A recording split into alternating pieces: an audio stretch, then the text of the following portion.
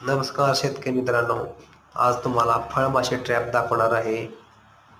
हा डांगर भोपळ्याचा प्लॉट आहे आपला. जवळपास 60 दिवस झालेले आहेत आणि याच अवस्थेमध्ये हे ट्रॅप लावणे आवश्यक आहे, कारण ह्या ट्रॅपमध्ये फळमाशी येते आणि मरते. ही जर फळमाशी झाड आपल्या फळाला चावल्यानंतर पुढे काही दिवसांनी फळ काढण्याच्या अवस्थेमध्ये फळाला आपल्याला किडलेली अवस्थेमध्ये दिसते. ती नुकसान होण्यापासून वाचण्यासाठी हे ट्रॅप लावणे आवश्यक आहे. तर 4 दिवसापूर्वी हा ट्रॅप लावला होता. तर जवळपास 4-5 फळमाशा यामध्ये अडकलेल्या आहेत. लाल प्रकारची माशी असते.